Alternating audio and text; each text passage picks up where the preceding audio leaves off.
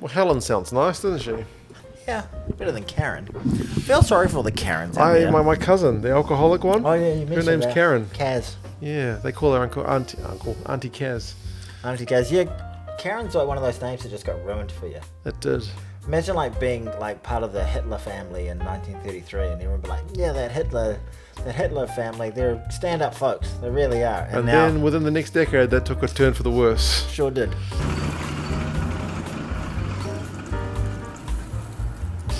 Sure did.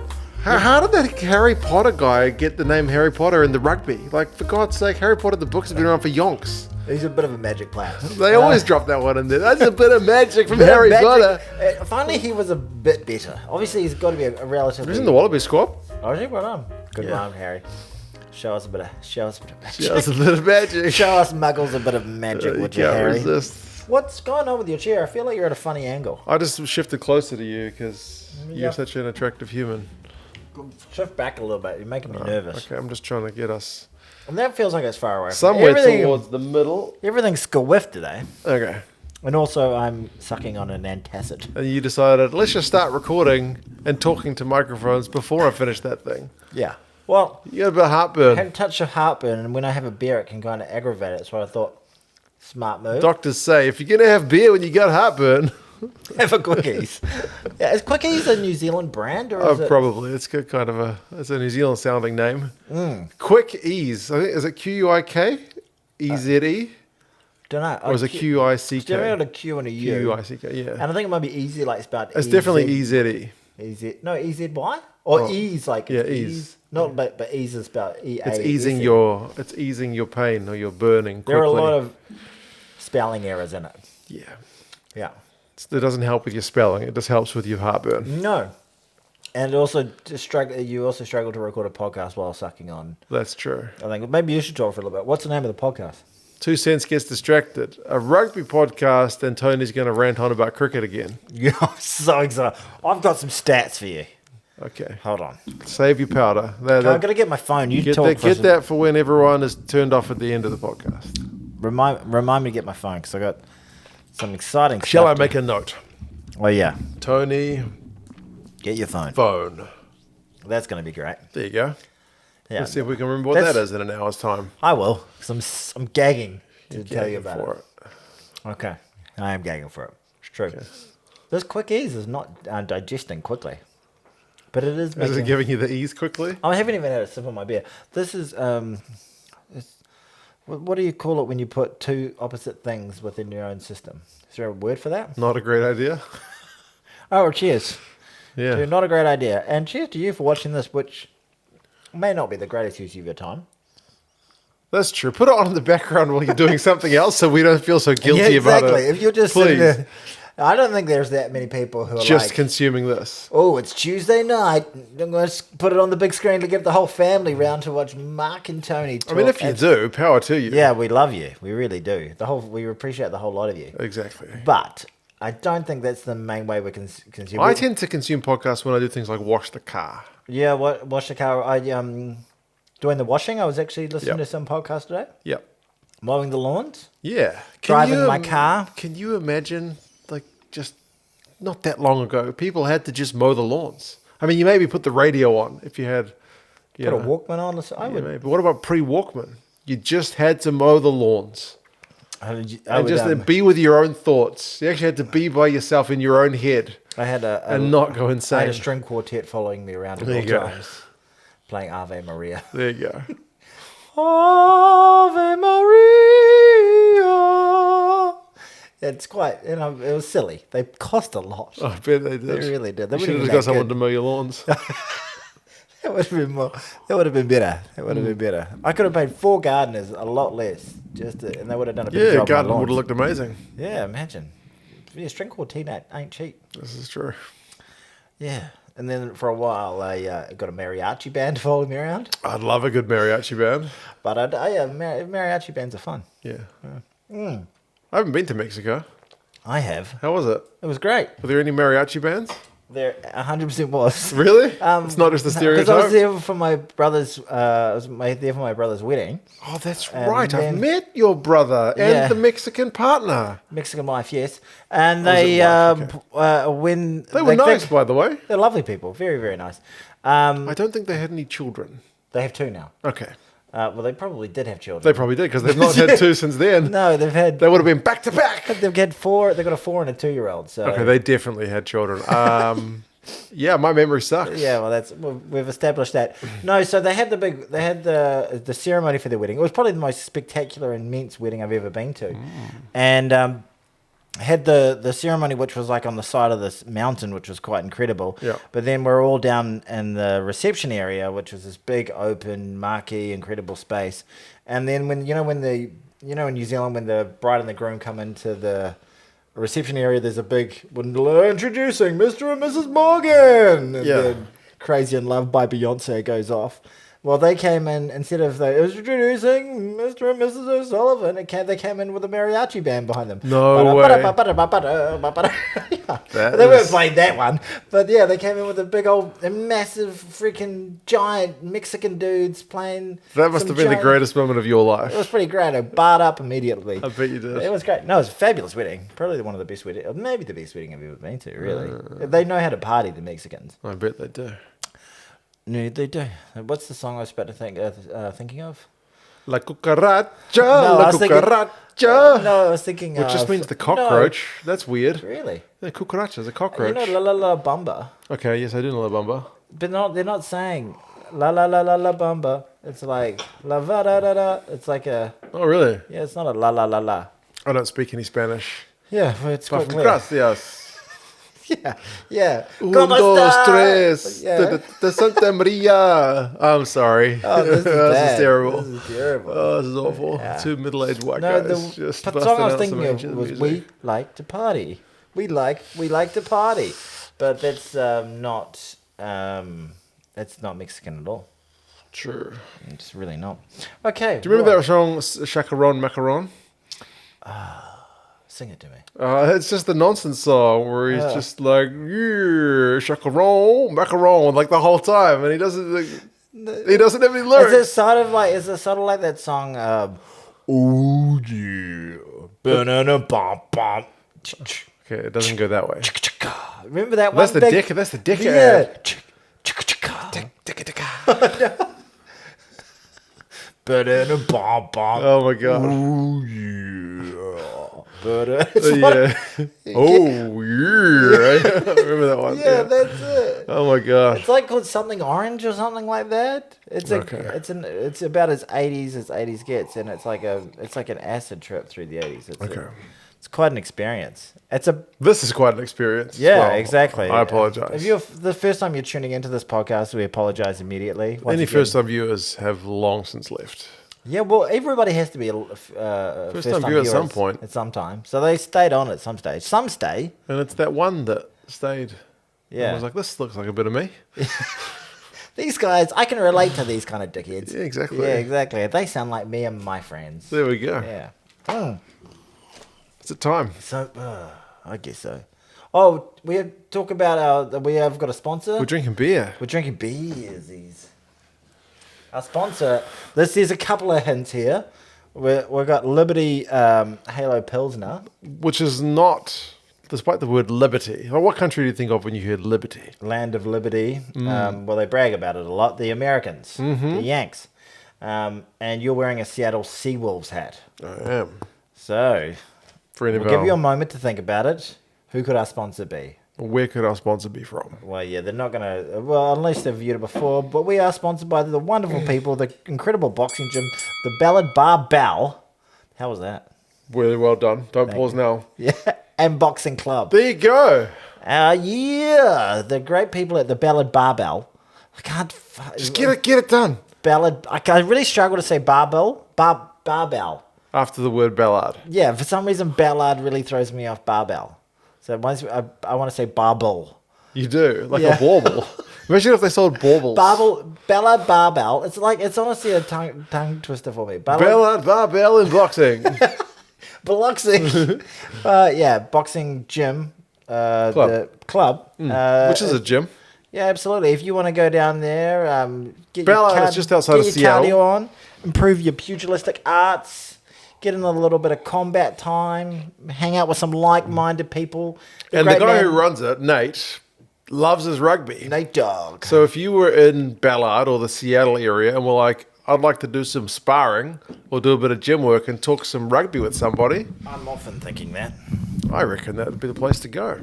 Indeed. He's kindly sponsored us. Thank you so much, my dude. Bought us these beers. What a These very beers, legend. To Liberty and to Ballard Barbell. Yeah, and good luck to all those people in America for this week. They've got a bit of a big old week in the States. It's a bit of a fight in itself, isn't it? Yeah. In the red corner. I've been paying zero attention to that. Well, really? Pretty much. I was really... Because in the past, I've lost my beer. Where have I fucking put it? Jeez, why did I put it down there? Retarded. Can't say that. Don't think you're allowed to say that word anymore. Even when referring to myself? No. Stank. It's The one of people... I'm going to dig myself into a deeper hole about you offending other people.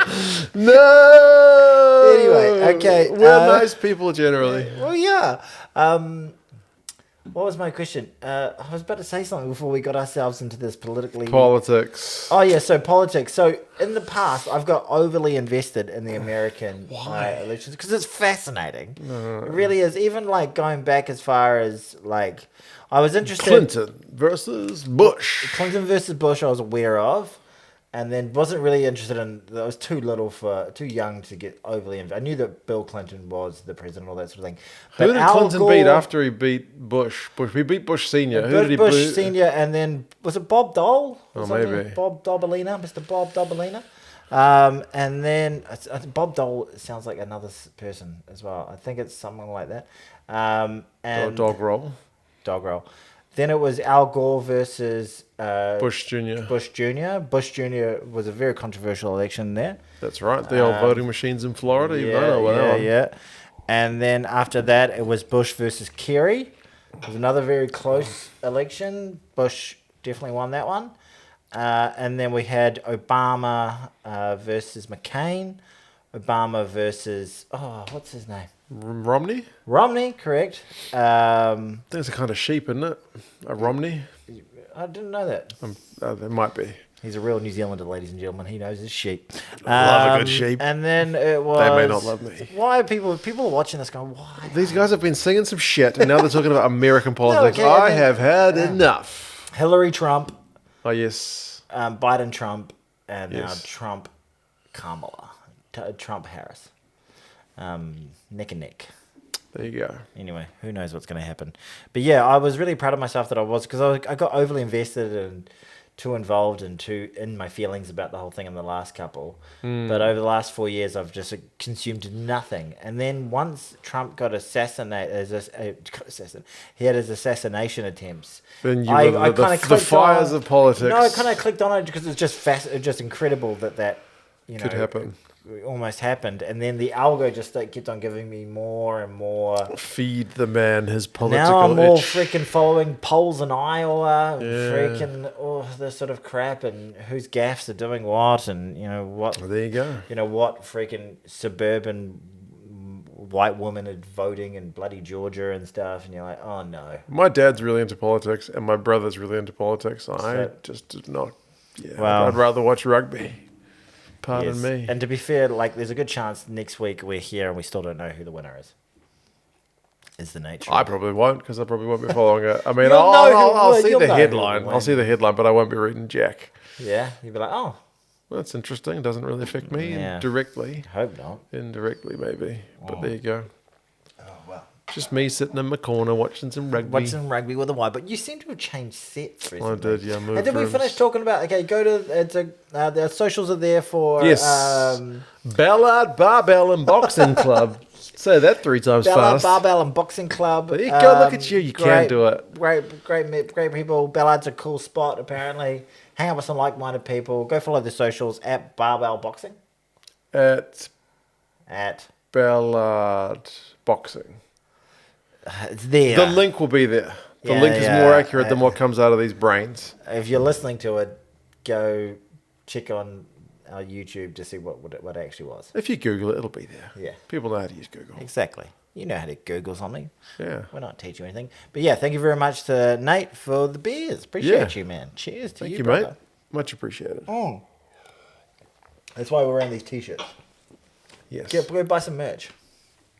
It's pretty good merch. It's a comfortable t-shirt. Been wearing it all day. Have you really? Yep. Thought you were a bit wafty. You're not wafty, by the way. Anyway, should we finally... I've been noticing doing our timestamps. It's getting later and later. Jesus. And we actually got rugby to talk about this week. Next week we're going to be overloaded. There's going to be no time for no small talk. The small talk is going to be France against Japan. France versus Japan. There you go. Week. Okay. The All Blacks played England in the weekend, I believe. Did you watch it? I did. So did I. Got up at 4 o'clock in the morning. I hate waking up at 4 in the morning. It's not. When I was a kid, it was kind of special and exciting. Yep. Now it's just it's just unpleasant. It's just not nice. You need your sleep. Yes. Anyway. I've tried going to bed earlier, but it doesn't work because my body's just like, nah, it's not bedtime yet, mate. 4 in the morning watching a game is just kind of shit because you can't really go back to bed after the game is over. It's 6 and it's coming up to 6 in the morning, and it's like time to get up, mother trucker. Yeah, my daughter caught the last 10 minutes of the game. Yeah, and no, actually more than that, probably the last 20 minutes of the game, and was not. What'd you think of George Ford? She was trying to. She had her headphones on, watching my laptop, trying to watch Little Lunch. What's Little? I don't want to know. On Netflix. Okay. And she was like, and every time she spoke, the headphones would stop working. So it was the only time I've ever seen her shut up. Oh wow, that's a good incentive to keep her focused on the show. Yeah. We did win. We did win. 24-22. There's another close result between us and England. There's not much between us at the minute. Well, the difference is we've won 3 games. 3-0. All the talk after the game has been that England should have won it. They feel really aggrieved that this is the one that kind of My dad doesn't think so. My dad was just like, 3 tries to 1, you. It's a very good point. Mm-hmm. They never looked like scoring apart from that intercept try. That's true. They had us under immense amounts of pressure in that first half. Mm-hmm. They were coming at the line with real physicality, doing those. Their line speed was very, very impressive. Even when they were attacking us, their late hands at the line, they were not. They were wanting to play, in our faces. They played well, but they just didn't look like. I thought our defense was really, really good. Yeah. Our discipline was poor, but we defended really, really well. We had good attitude and showed up in D and didn't let them get through. And Marcus Smith looked like a threat. Faboso, is that his name? Faboso, he's quality. He is. He's a bit scary. He had a couple of nice runs. But other than that, there were a few runs that put dents in us, but nothing other than... Nothing really looked like game-breaking, eh? Nothing in big open space for them, as opposed to what we were able to do. And it wasn't a good night for Genge. Did you notice that? No, he got skinned a couple of times. Yeah, he got... Both of the tries in the first half... He got skinned by, and you can't. To be fair, understand both I think the one on the wing where Satiti threw that nice offload. Keep talking. Okay. It doesn't. It's one of the English guys bites in, so he kind of leaves Genji in the lurch. What try was that? The Satiti offload on the wing to Talia. Is it Furbank? Bites in. So there's two guys on Satiti. Yeah. So then Genji's like, oh shit, I gotta run. So he had to go around him, but then he kind of hesitates because he's almost worried that Talia could cut on the inside. Yeah. And it just shows him too much of the outside, and he just does his little stutter step. Yeah. And he's just so elusive. Yeah. He's just he's a perplexing guy to watch because you don't think of him as a huge, big, physical player, but he's just so hard to bring down. Yep. What he did to George Ford, he made George Ford look so foolish in that. Yeah, the final try, which was the crucial try.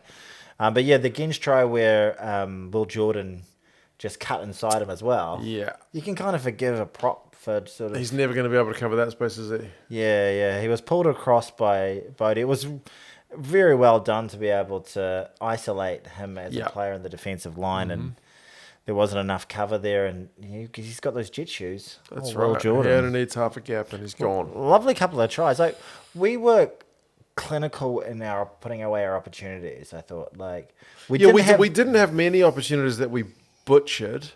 I feel like we had a lot of errors, but it wasn't like in other games this year we've had chances where it's like, geez, we should have scored there. Yeah. Whereas we didn't really have a heck of a lot of those. Maybe one. It felt like a classic New Zealand performance where we don't play well but we still win, as opposed to like when in South Africa where we played really well but didn't Still managed to lose it in the final 20. lose it and didn't have the bottle to put it together. So the scraps that they did get, they did bloody well in being able to convert into real points and garner some sort of scoreboard pressure. Yeah, if we're better on the penalty count in that game, we win it by more than a score, for sure. I think a big part of the reason that would like to give credit to England, a big part of why the penalty count was so bad was that physicality and defence, was also the attacking intensity that they played with. The fact that we were having to tackle so many people off the ball, because they had so many decoy runners at the line that were real threats. We were just taking everybody on. Just tackle them. Just tackle everybody. Some of them I was like, these guys in front of the ball carrier. Other ones, it was just like, don't tackle them there. What are you doing? There were a couple I was like, isn't that obstruction? Pretty marginal, yeah. You know, like, but then once Angus got the bit between his teeth in terms of looking for that, it was on. It was on, you know. And and you've got to, that's part of the, you know, being a good team is understanding what the referee is looking for, and he certainly was looking for Adapting to the referee is 100% a skill that teams need to be able to do in rugby. We did not do that. Like, I don't know, people always go on about the referee, the referee was doing this, the referee was doing that. Well, the teams need to adapt. Like, if the referee is calling the breakdown differently from other referees, you're not, like, chances of you getting him to change what he's doing compared to chances of you changing your behavior. You know, you go with the latter. That's been rugby for as long as I can remember. So. Yeah, and that's on the team to be able to work that out, eh? Yeah. But you got to give credit to England for being able to play with that intensity, put us under that pressure, put us in positions to make bad decisions, not give us time to have clarity. And sometimes we were going backwards on attack, man. Like it was quite troubling to see us just get tackled behind the gain line. Yeah. But then other times we would put the kicking game to use pretty well. Like we'd find space, we put little dinking kicks through. Because I mean, if the guys are going to be rushing up, there's absolutely going to be space there, 100%. And we were able to get that space going more than once, which was kind of pleasing. Yeah. Because sometimes you've seen All Blacks teams in the past kind of falter under that relentless pressure, but they seemed to, like especially in the first half, seemed to deal with it not too bad. Second half, our line-out started to go to shit, and then we kept dropping the freaking ball. Yeah, I was thinking that was my first concern when Cody Taylor, who as soon as Amor come on, I was like, no, there goes line-out's going to be fucked. He pulled a few together. And then the first half, it was like, okay, no, the line-out's it's going all right. It's going all right. And we were playing to the front of the line-out and all this sort of thing. Yeah. And there were a couple of occasions where we, got penalties, and we were right up, near the 10 metre, near the 5 metre, and we do a bloody complicated move where there's freaking 8 people running around in circles. Yep. And then just completely butcher the Sometimes throw. you can see it, You can see our boys standing there holding the ball, and you can see them like boop-ba-doo, doop-ba-doo, like little dummy thingy back and forth, and then you can just see Maro looking at you like, nah, I've got you. Yeah, Maro. And then like they'll throw it way to the back, and it'll be like off, not straight, or go to England player. And if they pull it off, we sit here and go, well, wasn't that amazing? Yeah, exactly. Maybe the percentage play is I think at any time where we had managed to put phases together within their 22, we scored. We generally scored in that game. We didn't actually spend a huge amount of time in their 22. I don't have the exact stats, but we did make them pay. So we should probably just back out basic skills. What's wrong with a driving maul as well? Yeah, exactly. Can do that. But, so I thought that was fine. But, there was a period, the big work-ons for us are, like, discipline, ball handling. Yeah, man, we dropped a lot. Like, sometimes it was like, hey, we're getting ready to vote 22 and chuck a crazy offload. Oh, it's forward. Andy's knocked it on. Yeah. That was just, I was like, I thought we were behind in doing that kind of stuff. I was just like, we're we're cooked. Like we're not going to win this. We are faltering. Yeah, I really thought we were going to lose that game. Like, considering this team's record this year. Yeah, we scored the second try in the first half, and I was like, right, I think we're doing okay. Yeah. We've had the Rugby Championship under our belt. England are still behind us in match prep. That's what it kind of looks like. Yeah. Attacking-wise, we are going to win. Yeah. We're going to score tries. They're going to kick penalties. Tries are worth more. We're going to win. Yeah. And then by the second half, when we just were making those errors, the line-out was crap. Red team throws that bad pass. Yeah, exactly. The intercept, and it was like, oh. Yeah. This is going south. And then we just we had a real bad 20 minutes after that. Yeah. Which wasn't great. Yeah. England looked pretty much in control. Although, like, we'll talk about England in a second, but just standout performance of the All Blacks, you can't go past the TT. Amazing. He looks. I thought Rian Lou said, maybe filled my heart with joy. Said, Satiti is every inch 100 kappa, and I'm going to hate him by the end of this. Love it. Like, he spoke really well when he got man of the match as well. He's a sharp cat. He is really sharp. Yeah. Yeah. And it's funny. Someone else pointed in one of the comments, like, isn't it funny how like only a few months ago we were like lambasting Razor for saying, how can you leave out Hoskins and pick this guy? But I mean, honestly, I don't think that even the All Blacks coaches could have foreseen this like level that he's hit the game. He played really, really. What are you looking at? There's two flashing lights on the thing. There always is. Oh, okay. I think there always is. If you're not watching this, you know why. Okay. That makes zero sense. Maybe it's audio only this week. What was I talking about? Oh yeah, so I thought that like I'm happy with him being in the team. He played an incredible semi-final he played great in the final series of Super Rugby. Right. Like incredibly well. Like we were like, where did this guy come from? Yep. Like that is some disgusting head you've just No, you got to get the big head so you don't get the gas. Show them. Big head, no gas. Show them. Big head, no gas. Is that too much? Okay. Speaking of which, feel a bit gassy. Yeah, gassy. But no, God, I completely lose my train of thought here. So he played really well during the final series, and you're like, shit, this guy looks amazing. But it was like, do you pick Satiti or Satutu? Satutu had played incredibly well the whole of Super Rugby and played amazing through the Super Finals. Yeah. Outplayed Satiti in the final. That's true. Was probably the most unlucky player. It got named. It was so good. He got named player of the season for Super Rugby. Did not make an international squad out of it. But the player that I would have Blackadder's a great player. Right. But I think that he's the player that was lucky, to be honest with you. Satiti, Satutu. Different kind of player though. This is what I want to see. I want to see Satiti at 6, Satutu at 8, and Artie at 7. So the three S's. Satiti, Satutu, Savia. Yeah. No, I love it. Yeah. Would you feel pretty comfortable with them going? Oh, yeah. Yeah. Attacking minded side. Yeah, absolutely. Artie can get through some tackles. Artie can just be a workhorse, tackle, a bit of X factor in there when you need to. Satiti is just an all-round And freak. Satiti gets through heaps of tackles as well. Satutu's just his passing ability, his ability to score tries close to the line, still too much head. I don't want to be gassy. Okay. Yeah, I think that would be amazing. Really, really good. But does Satutu ever get a good red hot crack? Never. Maybe for England. Ooh, shots. Yeah, he's very, very good. And we don't know what kind of year Satutu would have had when he went into the All Blacks. That's right. We could have been. If he got put in, we could be sitting here going, oh man, he's not lived up to the billing from Super Rugby or far out, isn't he amazing? He's the best player in the world. Don't know. He was having that kind of year. Yep. Anyway, we don't know. The big one of the shames for Satiti though was like obviously new to the squad, kind of scraped in as the toss up between him and Satutu. And he was behind Blackadder Finau in terms of the number 6 jersey. Yeah, which seems incredible now. Yeah, exactly. Because Finau against England over here was really quiet. Satiti played none of the England games before. That's right. Yeah, and he didn't play South Africa.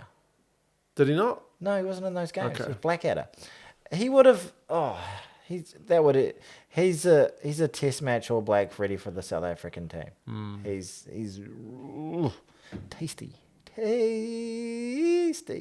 Anyway, Paddy Two Pipes made some very good impact from the bench. Thought Vai was not his greatest game. It looked like he was carrying some sort of injury. Came off pretty early injured. Scooter got there a heap of tackles, but I still wish he would manage the referee better.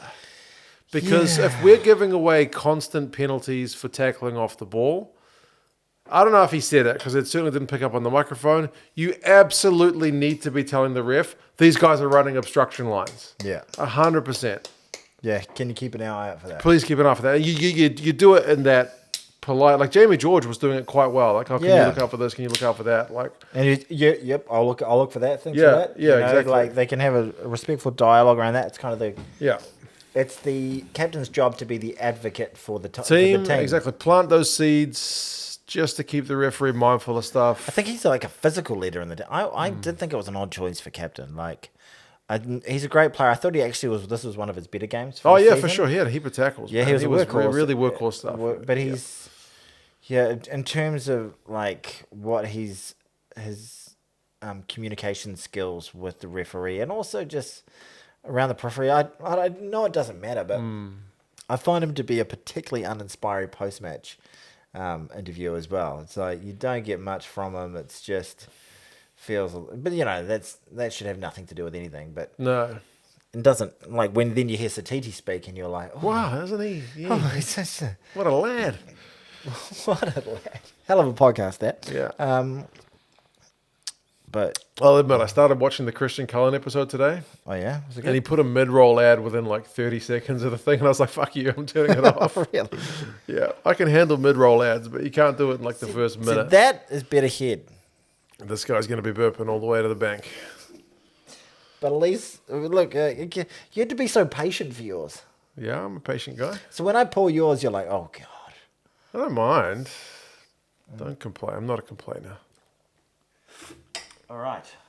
Okay, well. So the TT was good. The TT was good. Taleo was good. Tupo was good. Paddy Taniela Tupo plays for the Wallabies. Paddy Two Pipes. Tuipulotu? Patrick Tuipulotu. Yeah, he was good. Fantastic. It was good to actually see real impact from the bench. The scrum impact was much better afterwards. Yeah, or is that about us or is that about them? Bit of both. Yeah. Bit of both. I thought the English definitely had the advantage in the first half. Both our props got pinged. Both Lomax and Williams got pinged. I think there was a bit of scrum, rather than just power on power, I think there was just a bit of scrum craft going on. Yeah, one of them was like losing his bind or something like that. So just pulling back slightly to get Williams on his face. But then that went to be an everything. That's good because the All Blacks this season have struggled with the bench impact. It's been like this squad has dropped a level when we've brought the bench on rather than, that being the part that's the difference maker in the game. Whereas it was for England, you could argue. Who came off the bench? We got Roygaard played well when he came off the bench. I thought it was not Cortez's finest game. No. With the intercept pass there as well. And just wasn't as quick as he usually is, I felt. Snappy. Yeah, that's the best thing about his game is that, especially when you're up against a blitz defense, is you want. Bum. I don't think he was quite there. Yeah, I thought, Roygaard played well when he came on. I think there was Fino, I think, only got a couple of minutes. Yeah, I thought... The front rowers, Omur obviously got the majority of the game.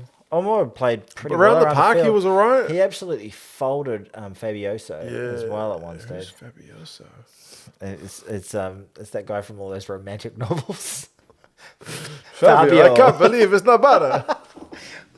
Say his name properly. Oh, Faye Waboso. I genuinely didn't know that's who you're talking about. Faye.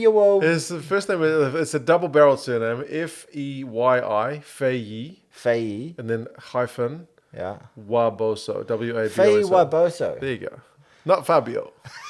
Fabio did have a great head of hair. So Faye Waboso. I thought he was great. Yeah, he is... no, they're not. Analytics around our age? Oh, okay. Dickheads our age watching dickheads like us. Which, hello, dickheads, we appreciate you. And because they are, because they want chance, they can understand. They don't really mind being called a dickhead. They're like, I get it. Not offended. He's a great player though. He is. Fair also, yeah, for sure. He's a stud.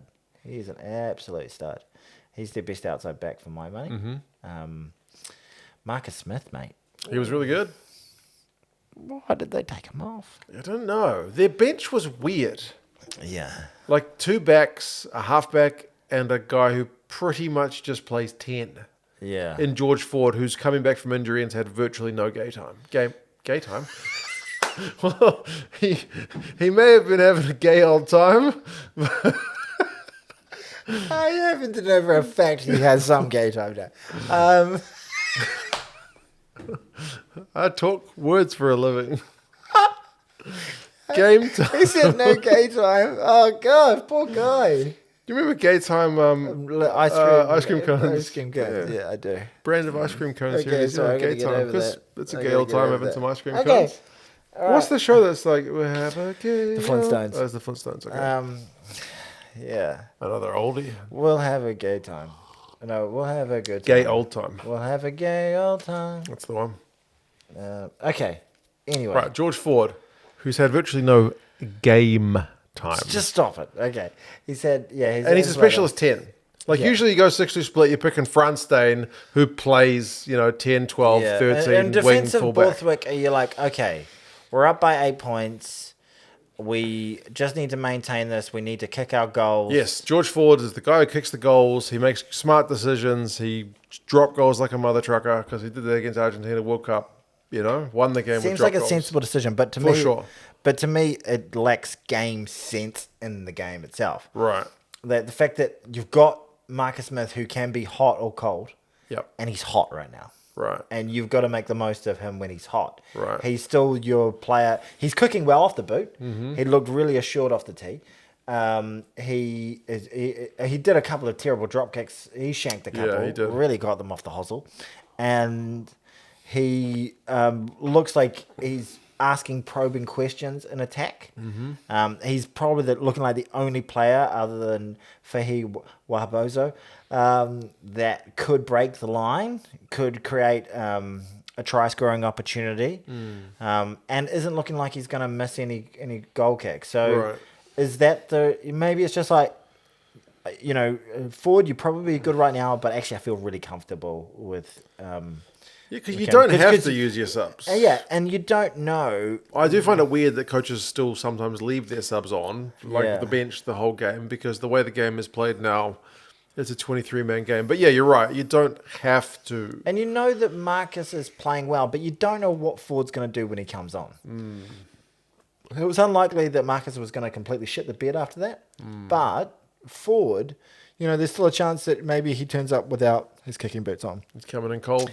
And he didn't turn up with his kicking boots and missed a crucial tackle. So if we count that... Yeah, missed the tackle, hit the post, missed the drop goal. So the drop goal, I feel a little bit sorry for him because the pass was like here. So he had to take it.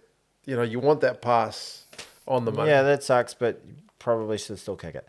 Yeah. If you want to be really, really, really critical, he had a 13-point negative points impact. He 7 points for the All Blacks try and then 2 missed kicks. Yeah. 7 in the game plus 6 is 13. So he and everyone has their bad days, but when your 10, who is your mercurial talent, who can either be off or on, is on. Let him do his thing. Let him do his thing. Let him close out the game. He looked like he had the bit between his teeth and it was personal. It was like, shit, I want to get one over these lads. Yeah. Let him get on with the job. Speaking of mercurial talents, how about Damien McKenzie with that sideline conversion? Holy shit. Balls of steel. I looked at that, I was like, surely Big not. old meaty things. And he's got a natural draw on his kick, right? So, that's the hard side for him to kick it from. That's the toughest. So he had to kick it dead straight. Basically. He doesn't kick with a fade. So, his natural thing is just to always draw it past that left post. Yeah. But he's been kicking really well in Super Rugby all year.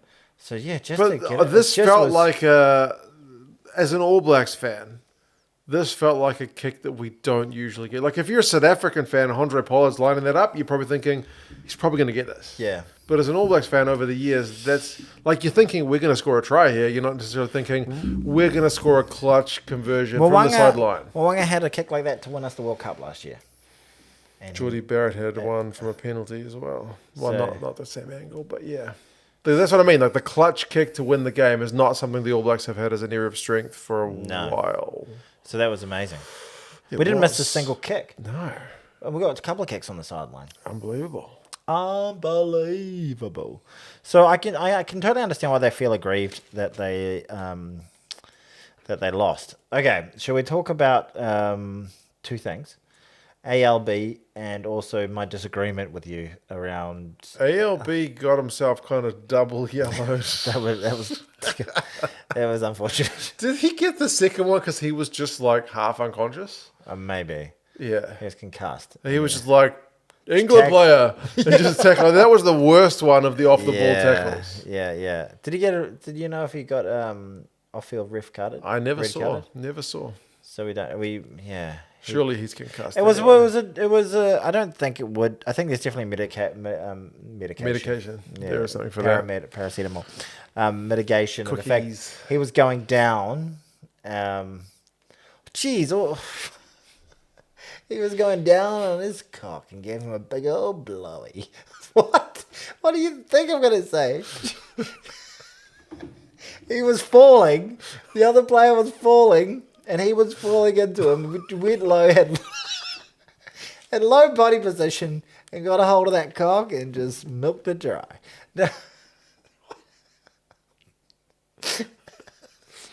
Okay. Get your composure. Okay. Quickies. Okay.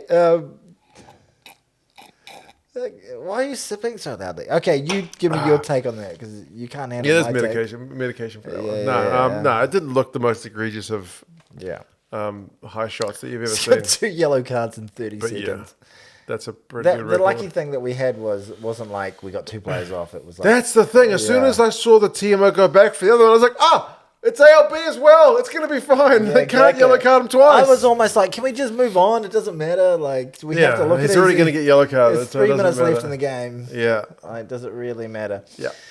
And then, because I think that would have been just 2 yellow cards. It would have been down to 13. Yeah. If they're down to 13, do England go for the corner or still go for the penalty? Probably still go for the penalty. Right.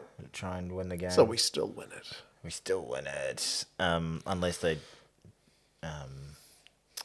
Unless they score a try, from a 2-man overlap or something like that. There you go. Hell of exciting, enthralling, engaging. You didn't like the Caleb Clark yellow card? No. Not yellow card, penalty only. Sorry, no, he wasn't. I didn't say I didn't like it. I accept it 100% that that's the yellow. That's a penalty offence every day of the week. The way they adjudicate it. Yes. I saw on your video after the game, you were like, "That was the most deliberate of all deliberate knockdowns I've ever seen," and I was like, "Yeah, it was just another one of those women." That wording's probably not right. I didn't mean like he freaking. It wasn't like just seeing it. Because you never see those. The big thing you get told day one at defence is when your defender's coming at you, put your arms out wide, make yourself big, and keep your eye on your opponent. And he does all that. And never looks at the ball. He's always got his. Can't remember the name of the player and who he's tackling here, who he knocks it down, who he knocks it on. My mind is blank as well. Anyway, he's looking in there. He's got his wingspan out, and he throws the pass, and it hits his hand, and it goes down. Yeah. Okay. The way it gets adjudicated every day of the week, they call that a deliberate knock-on. Yes. So. Correct. As soon as I saw it, even though we went off and scored a try, I knew I was like, they're going back for that. Correct call. That's kind of what I meant. Like, I knew they're going back for it. But it wasn't like the most, he's looking at it He didn't. The way you said it, he was looking at it, like his eyes are just that. So when I was one of those aggrieved viewers of a YouTube video going, this guy's full of shit. But I was talking about you. I was like, nah, that's I do feel like his attempt to go for the tackle after he'd already whacked it with his hand was a bit of like trying to make himself look innocent. The big question I have around it, though, okay, yes, it's a penalty, right? And you will say, that's all it was, which I was a little bit surprised about. Like the 2 calls, that one I thought if they'd given it a yellow card, I wouldn't have been surprised. Yeah. And the other one was Ben Earl to no arms tackle. I was like, holy fuck, the sad thing was that's dangerous. Caleb Clark did the best thing he did the whole game was making that great break and a great ball inside to Bodie. But the question I have was, an advantage was played, advantage was gone. The All Blacks had another phase, and then we scored a try. 3 phases after the incident. I thought there was a big thing around there can't be more than 2 phases. Like once there's more than 2 phases gone, you can't go back to look at anything. I will admit I can't remember if they've kept that one up or not. There's so many law changes. I think they have. Like I thought, really? After the World Cup because you know how there was that big stink about just let them play. They minor knock on. They said, well, they got the right call, but technically they shouldn't have gone back that many phases. And we were like, things we should have known during the game. So yeah, like technically. Right call. Technically, should have stood at the same time. Technically, Caleb Clark's been pinged for a few times doing that though. Who's that? Caleb Clark. Yeah, big old wingspan. I know he's got to do something about that. Yeah, that might have been why I was so frustrated with him as well. Maybe. But we still won. We won the game. Yeah, and that was a great thing because I had this sort of sinking feeling of doom going, oh, this All Black team doesn't win these games. Yeah. Being behind. There was a real crucial moment in the game that I think kind of, when D-Mac first came on, Ben Earls does a tackle. Itoje, who I thought was massive, gets a turnover. This is the no arms tackle from Earl. Bodie comes up.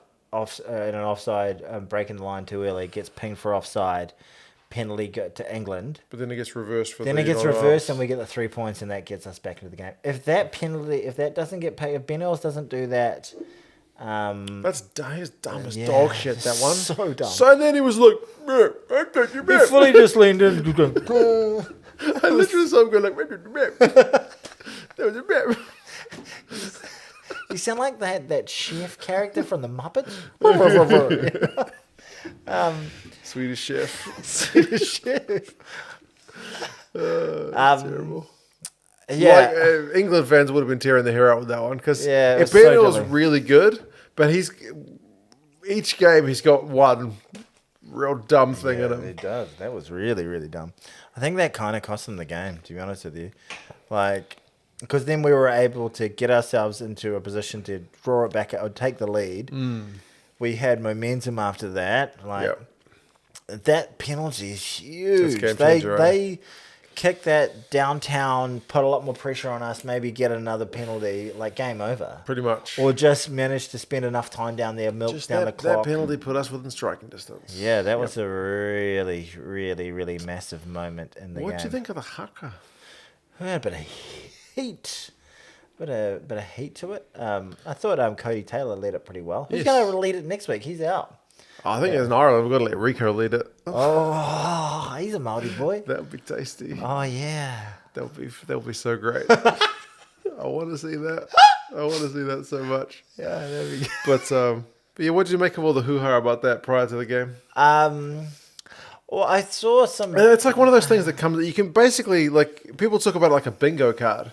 All Blacks to go to the Northern Hemisphere. Is it going to be someone saying the haka needs to go? It's like an unfair advantage. Is it going to be imported players? Yeah. Is it going to be... All of it's bullshit. Yeah.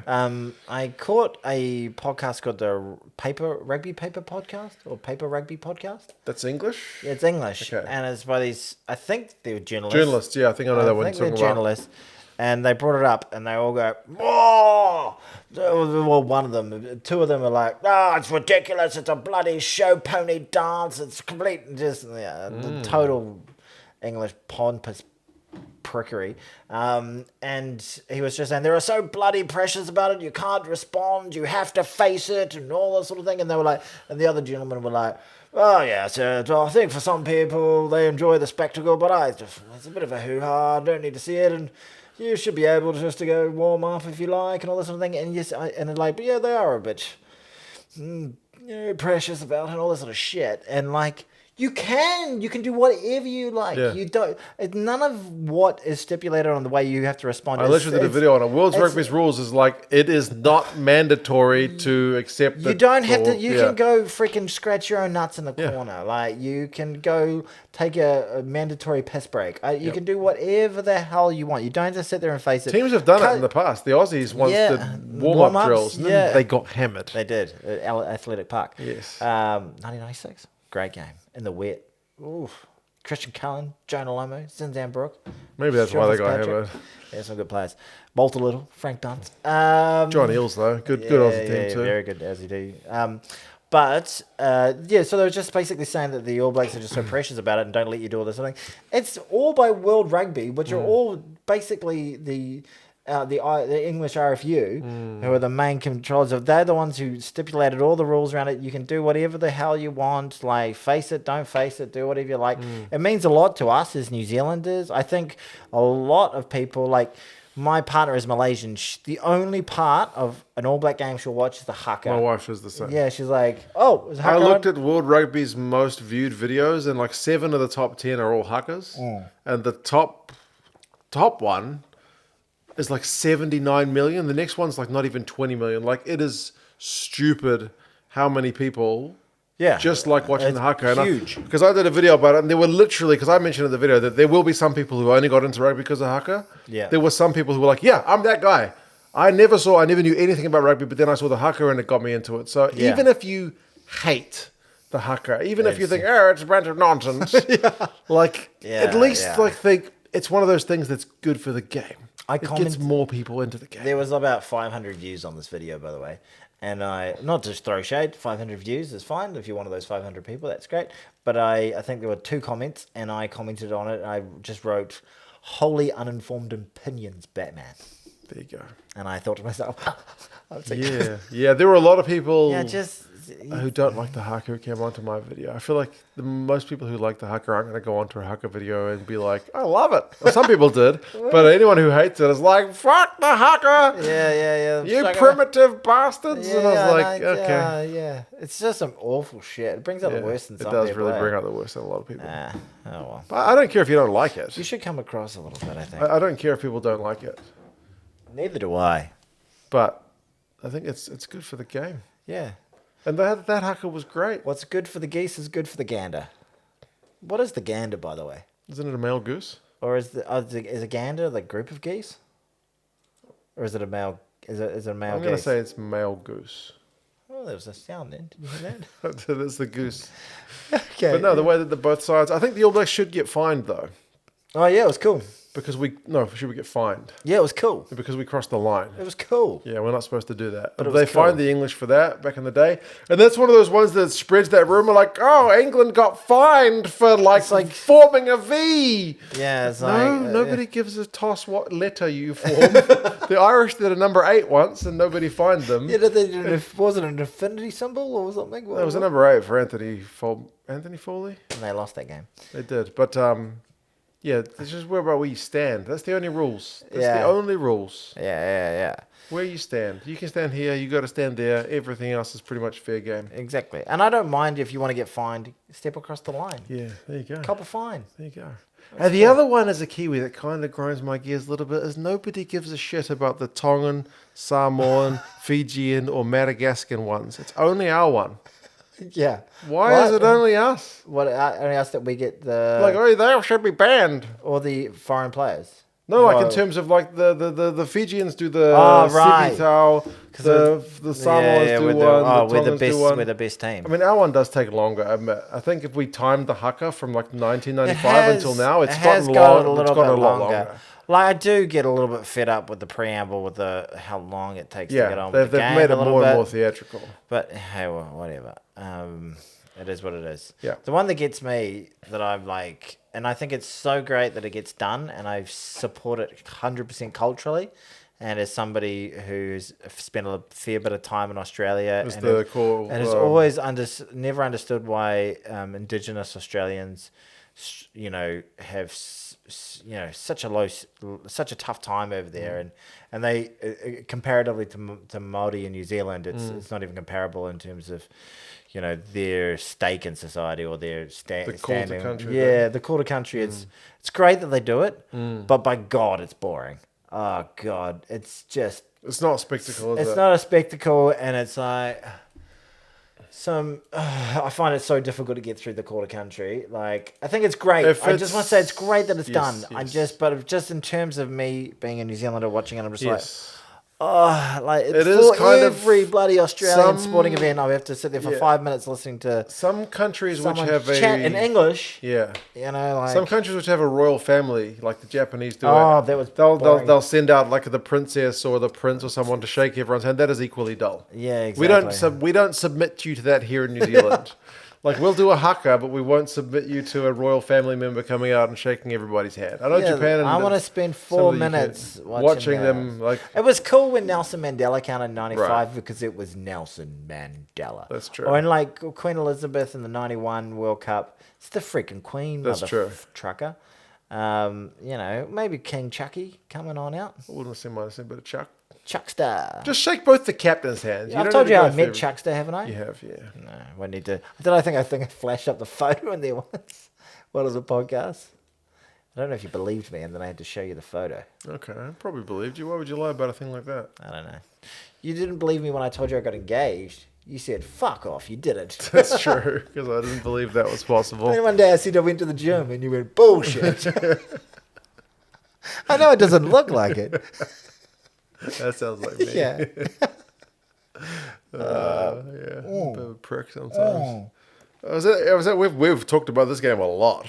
Oh, have we? Yeah. We've got other games. How are we going to do this next week? Because we've been on such a low-calorie diet of rugby to talk about the last we're just like... Test match rugby. Yeah. The freaking Cookie Monster. Yeah, exactly. I still do think there's still things I could talk about the game. But okay, should we move on? Scotland versus Fiji. 57-17. A bit disappointing, really. It was more or less the URC against Super Rugby. It was the Drua. I think only one of the Fiji squad wasn't a Drua player. Right. And then for the Scottish guys, it was all Edinburgh and Glasgow except for one guy who plays for the Sharks. I think they underperformed the Fijians. They started like they weren't even there. So poorly. They just...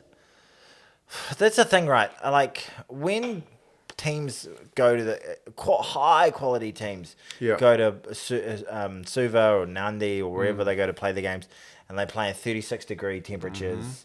The Fijians just look incredible. They have that crowd. This is true. I would love to see the reverse of that game. I feel like we can't underestimate the Fijian Drua in Super Rugby have a phenomenal record at home. Yeah. Not that many. I mean, there's not impeccable, but not that many teams go there and win. The Crusaders have certainly been beaten there at least a couple of times. Yeah. So it is genuinely a hard place to go. Yeah. They play on a bloody road. Playing at Murrayfield is somewhat different from playing in Fiji. Freezing. Was it freezing? It seemed all right for Scotland. It wasn't raining, but I bet it was cold. Comparatively to Suva. Yeah. They had the British Open there in the middle of summer, and they were all rugged up like it was the middle of winter. It's cold. Okay. Well, I've never been. My cousin did a marathon in Edinburgh once, and he said it was stinking hot today. Okay. Yeah. There you go. And he showed me photos, and it looked like... Did he have any Iron Brew? Iron Brew? Yeah. Didn't ask him. Okay. Bernard, did you have any Iron Brew? He sometimes watches the podcast. He does. Maybe you should sponsor us. Yeah, he should. He works for a wine company. So there you go. So they're drinking on some wine. But Fiji started slowly. They did not start well. And then just as you thought, oh, shit, they could make this interesting, they came back into the game. The Scots like Kyle Rose scored, Darcy Graham got a couple, Hugh Jones got one, and you were like, oh, this is terrible. It's like 29-0 or something. And then they didn't score for another they 35 scored minutes. Fiji scored 3 tries, and in that time, Scotland had 1 penalty. Yeah. Yeah, so Ravula got 1, Darren Lungi got 1, and Ikanaveri got 1 of the tries of the match. Yeah. That line-out move, back to the hooker. Hooker's running down the wing. Usually someone tackles him at a touch, but he just gives Darcy Graham a wee show and go. A little show and go. And he's just like, I'm just going to go 20 metres for a try. That was fantastic. And you just sort of, shit, could we see something interesting? Yeah, like, one more try and they're about to mount. No, it's and then it was just, they kind of took their souls from there, and then just one-way traffic till the end of the game. Yeah, Duan van der Merwe got 1. Darcy Graham ended up with 4. Adam Hastings got a couple of assists. real disappointing. You want to see something decent out of that fixture. 57-70, there's not a lot to say about it because it was just so emphatic.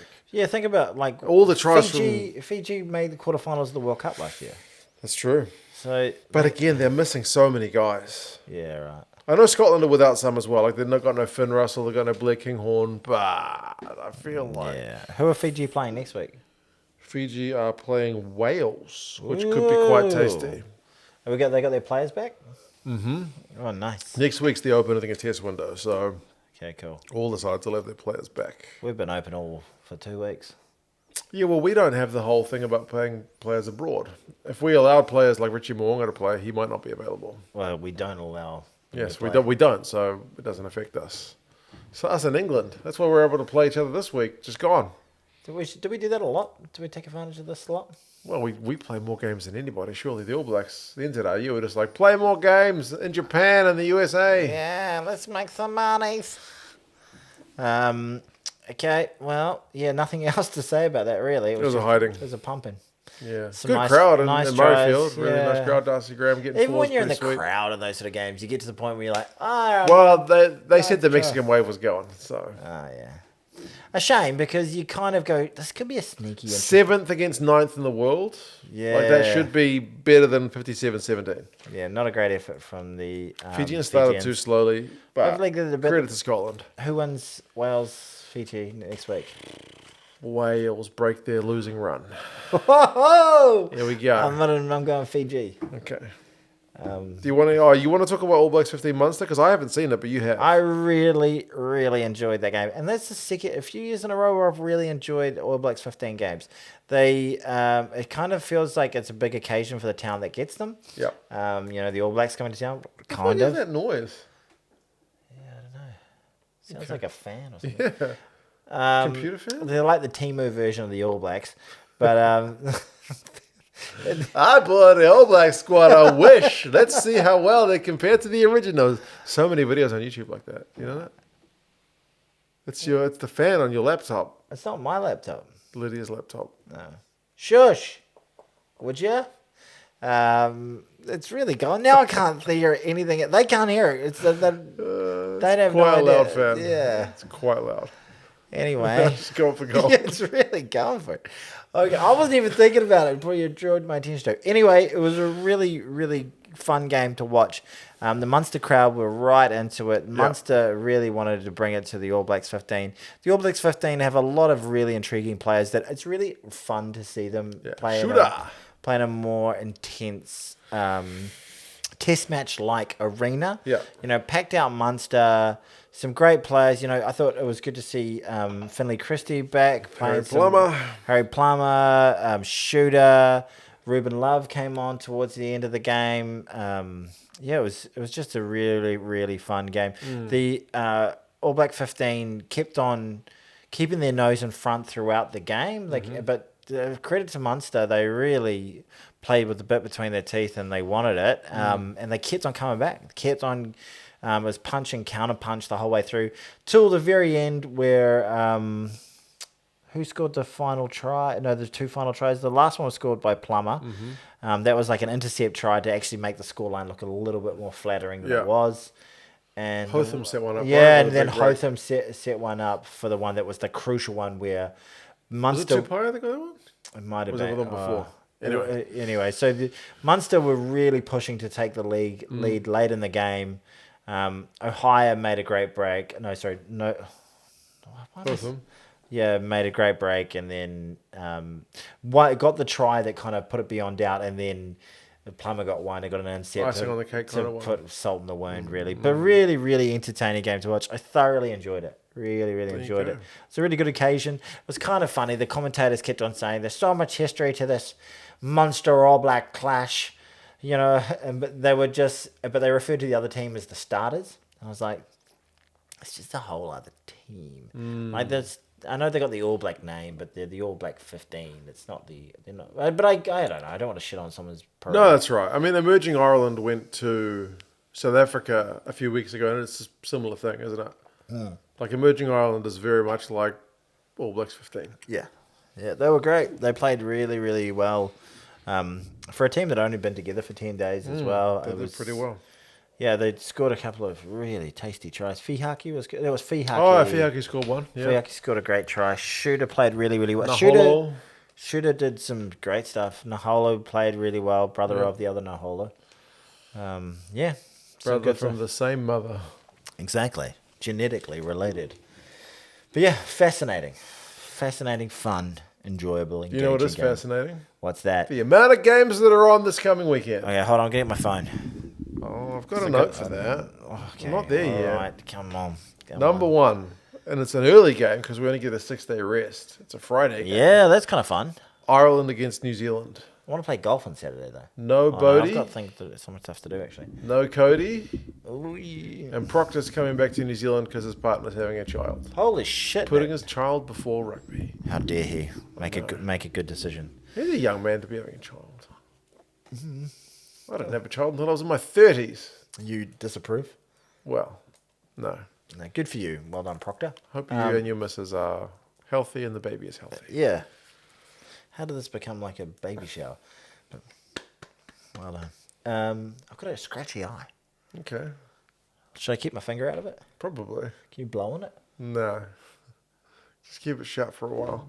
Just blow on it. Just like your mouth. This is going to be a fun podcast. Ireland against New Zealand. Okay, yeah, Ireland versus New Zealand. Oh, so we get D-Mac starts at 10. Absolutely. Plummer comes onto the bench? Maybe. Or is Perifetta around? Yeah, probably for Perifetta. Perifetta goes on the bench. Ruben Love's been called up. Brody McAllister's been called up, but it'll be Bell as the other hooker. It'll be Armour and Bell. I don't like Bell. Bit of a bell end. Yeah, he wouldn't go well at the bar Bell boxing club. Oh. So okay, and then Cody Taylor's a big loss For sure. That's a big old loss, but we'll see how that goes. And then who do we get to cover the midfield? Well, it's still Rico and Geordie starting. But is ALB out Yeah, with they concussion, didn't mention him being out. He could be out with concussion or out on suspension. Yeah. Maybe he's just available. Maybe he's good to go. Maybe I get Havili. Where's Havili? He's in the squad. Havili's the other one, for sure. Maybe they get Havili just on form as well, because ALB had shat the bed a bit. Okay, I don't want Havili in there. You don't have Vils? No. I think he's alright. He's better than me. Well, He's setting the bar pretty low. a heavy bag of grapefruits is more threatening to an attacking line than you there's are. a guy at the supermarket the other day, a security guard came up to me. He was walking around. He just stopped and he was like, geez, you're pretty tall. And I was like, yeah, I am. Guy in the warehouse. And he was like, how tall are you? And I was like, Guy in the like warehouse. 6'4". And he was like, that's pretty tall. He's like, do you play sports? And I was like, I used to play cricket and stuff. And he's like, I play golf. And I was like, how does the golf go? And we talked about golf for like 5 minutes. All right, that's nice. It was crazy. And you thought he must know you from the pod or something, but He just wanted to not talk the to pod, but like the channel. He just wanted to talk to a tall man. This guy's tall. Let's have a chat. Yeah. That's nice. I like things like He's that. affable. Yeah. Tall. I got recognized from the pod at the warehouse When? over the weekend. That's a first. Yeah. He said love the pod, by the way, because I was asking him about a pot. I was like, are these 15 inches? It's not often I see 15 inches, and That's the first time. and he said, I love the pod, by the way. And I said, sorry about that. Yeah. Is that all he said? No, he said, love the pod. I said, so you're a fan of 2 Cents. And then he said, because that was the only other time I got recognized for somebody recognized me on the pod. I was like, do you like the interview? She was like, yeah. It was a young girl, about 14 the first time. Oh, wow, that's random. And then I said, are you a fan of 2 Cents? And she said, yeah. And I said, okay, cool. That she knew. That was the end of the... Well, that's the end of our conversation. So then the next time I said, are you a fan of 2 Cents? And he said, oh yeah, I like the podcast. And he said, especially the distracted bit. And I was like, oh, thanks, man. There you go. Appreciate it, pal. But I maybe immediately questioned the man's taste. But, Each to their own. Each their own. Some people cheers don't like to the you, haka. that guy. What we were talking about? New Zealand against Ireland? It was weird, eh? Like, I was thinking at the end of that game, the England game, going, shit, if we lose this game, this is such a failed season. Yeah. Like, because it's going to be honest, like just like even if you're just looking literally at the world rankings, this is the easy one of the three. Yeah, exactly. So no disrespect, it's just like literally. Yeah. France and Ireland are ranked higher than England. I was like, basically, we need to go bang bang, or it's a complete shitter of a season. Yeah. But it actually has taken a lot of the pressure off. Yeah. So hopefully they can go out there and play with freedom and stick it up these bastards' asses. Love the Irish. They're my second team. I'm Irish, for God's sake. But you are an O'Sullivan. I am an O'Sullivan. I love the Irish. They're my second team, but boy, do I want to beat them. Yep. And I love the fact it's got a bit of heat, a bit of spice behind it. And I hope it's spicy. I hope both teams play really, really well, and I hope the Irish go home crying into their Guinnesses. Okay. Yeah. I could live with that. Yeah, I would like that to happen. I also want New Zealand to win rugby. That would be nice. One thing we can agree on. I couldn't even sit down for the end of the England game. I was pacing the room. Those old hemorrhoids coming back exactly. at you. I couldn't sit down. There was burning a new one. He's got hemorrhoids, and he's also got massive anal boils. That's the thing. 2 cents gets distracted by his ass. And he has a prolapse rectum. Okay, what does that mean? I don't want to know. The other games are... Can I tell you a story? There's so many games. Okay, England, Australia. Suwali, we get to see how he goes. Potentially. Joe was hinting that he might play the second game. Yeah, maybe. Well, it's incredible that they're looking to play him. Well, he's on a lot of money. Yeah, but he's just played a full NRL season. He's on a lot of money. Yeah. This is his only chance to play for the Wallabies, basically before the Lions tour. He hasn't played any rugby for like... Check him in at a test match at Twickenham. 6 years. Test match ready. The last rugby he played was like... High school student. High school sort of rep level. Oh, well. England. Check him in there. I saw that guy get sent off. Literally live. At another Allianz Stadium earlier in the year. So you picking England for that one, or Aussie upset? I think smart money's on England there. Okay. But I'd like to see Aussie go well. There we go. Big draw of the week is Italy-Argentina. That's all I can think about. I think the Argies get that one. Argies are without a few big guns. No Matera, neither Carrera, so... Still think the Argies get it. Okay. France against Japan. Oh, another game I can't stop thinking about. I think ones which none of the countries speak English, I don't get that many views on. Yeah, because they can't understand you. Yeah, what the hell is he talking about? Yeah, I can't understand this guy. Where's the meatballs? I actually went to a barbecue a couple of weeks ago with... Is this the Christian barbecue? No, different one. Yeah. And there were a couple of Italians there. Oh. They both came over to New Zealand to do their PhDs. They decided to stay. Oh. And the girl... Tale as old as time. And they've got 2 daughters. Uh-huh. And they try to speak Italian to them at home. Yes. And she actually said to me that she catches herself sometimes just adding, because her brain is just so much in English these days, she will add like A to the end of a word and tell her daughter that's what it is in Italian. And she's like, wait a minute, no, it's not. Yeah. Italian has a word for this. The microfono. Yeah, exactly. Microfono. I was like, okay, so that literally goes with the stereotype so that we all say we were speaking fake Italian. Wales against Fiji.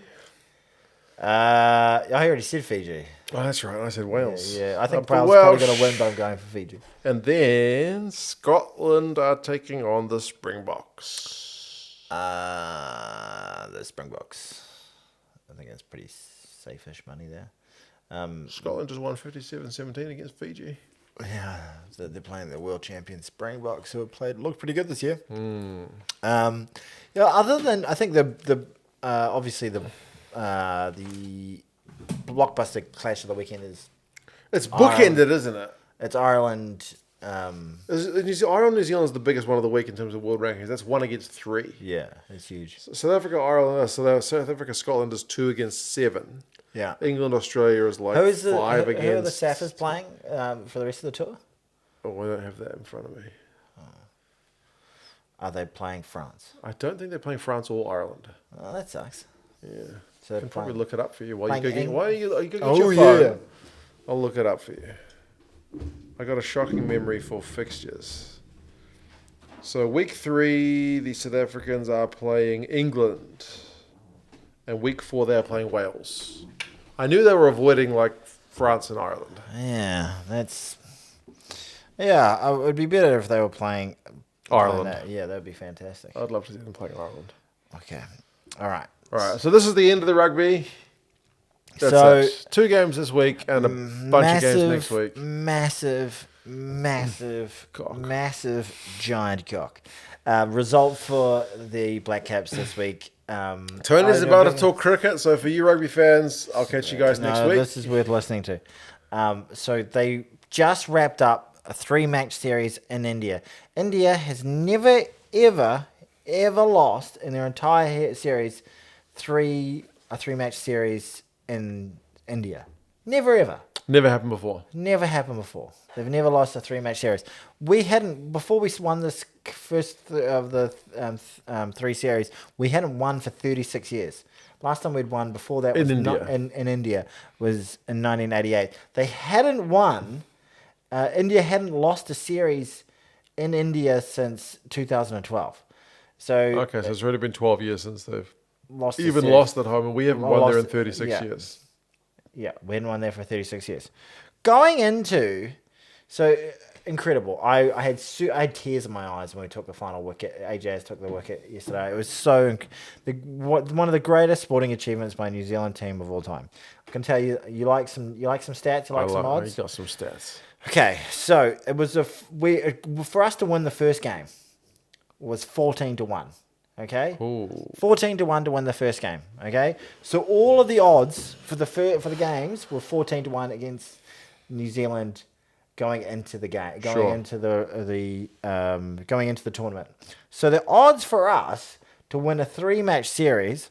Even just winning 2 out of 3? No, to win all 3. Oh, win all 3. Win all 3. So you put on $100 in the first game. Okay, you win $1,400 back. That's a pretty sweet investment. Yeah, not too bad. Spicy meatball. But if you say, get this, if you said I'm going to put $100 on the Black Caps to win all 3 of these, sweep the series. That even takes the weather into account. That none of the matches are going to get cancelled. Yeah. The odds were for us to do that because they exponentially compound. Yes, of course. 14 and 14 and 14. They compound to 3,375 to 1.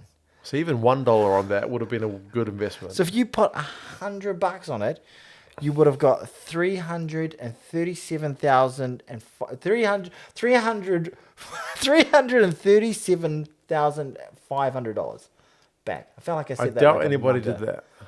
But isn't that incredible? That's quite incredible. Isn't that insane? That's like even better. That's better than Leicester City to win the Premier League all those years ago. Yeah, it's like, when you do your charts and you're like... the Zebra's got fuck all chance of winning it. It happened. And you go like your negative figures when you do the chances at the World Cup and you go, okay, well, Georgia, no chance. What's the smallest team that were in the World Cup last year?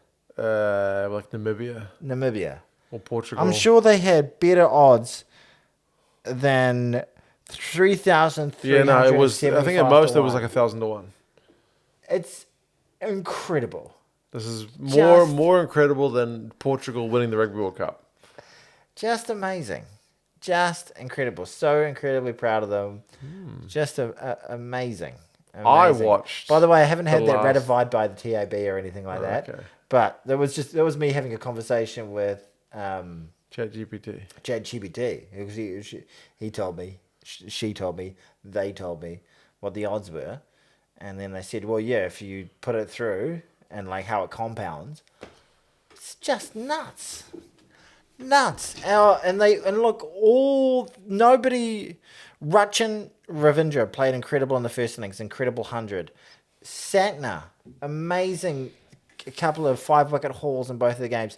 And then finally this week, I forgot his name. Ajaz Patel, just absolute freakish figures. I think he got 7 for 106 and 6 for 46 or something like that. And Mumbai, where the place where he was actually born, he's played 2 test matches in Mumbai. He's taken 27 wickets there. He is one of only 3 players in history to take a 10-wicket haul, and he took it to Mumbai, the city where he's from. He's Kiwi as. He went to Avondale College. Like, he talks like with a massive thick Kiwi accent, but he's never got. They never play him outside of the subcontinent because he's a real spinner. He's never taken a single wicket in New Zealand. Wow! But has taken all his wickets. Our pitches are just green. Yeah, they're not made for his style. Incredible, just incredible. Can I tell you my favourite moment of the series? Oh, you have a favourite moment? Yeah, favourite moment. Oh, wow. So I watched the end of the Indian innings in which we bowled them out to win the test. Incredible. And I forget the name of our bowler. We were defending 146. Against that batting lineup, they should be able to get that. The fact we restricted them 120, just amazing. Just incredible. I forget who our bowler was. Yeah. But he got 2 wickets in a row. Was it Glenn Phillips? 1 wicket away from the guy who took the guy who took the penultimate wicket. Yeah, Glenn Phillips. I was like, Glenn Wickets. Glenn Phillips. Glenn Phillips. Yeah. He's on a hat trick. I think he's South African born, by the way. Okay, we love poaching the Indians and the South Africans for our cricket team. We don't do it just in rugby as well. So he takes 2 wickets in a row. I was being facetious, by the way. I don't think these guys grew up here.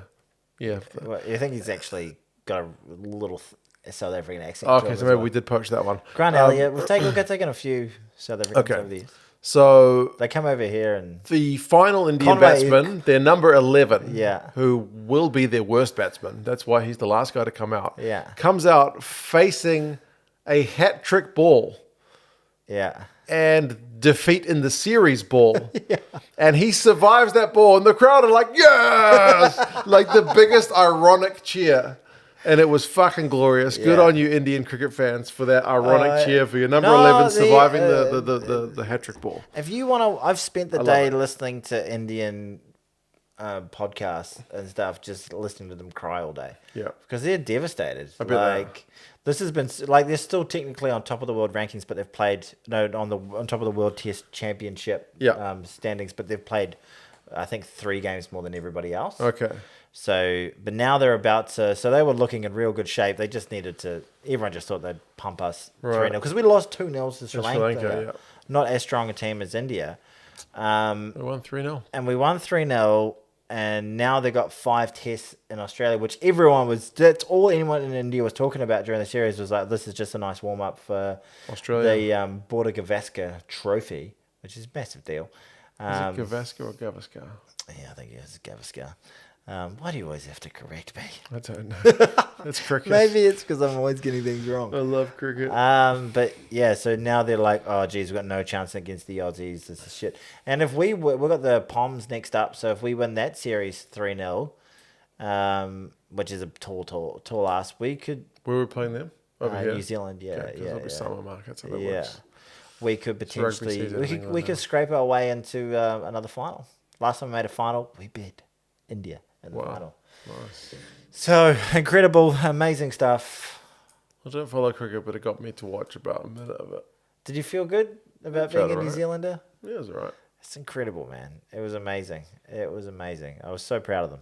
Amazing result. It made me sad that India has such a massive test match crowd, but we don't get any fans to our tests over here. Why do you have to be so cynical? No one gives a shit. It's sad. No, they do give a shit. I think the actual test matches don't get any crowds. No, test match crowds have been a lot better over the last few years since we won we won the World Test Championship. You're just thinking about it when you used to watch cricket. Okay. Well, you watch. We'll have better crowds. I want to see some stats. I want to see some stats. We've got some really nice test match venues now. One of the big problems was like playing a test match at Eden Park. That's stupid. Real dumb.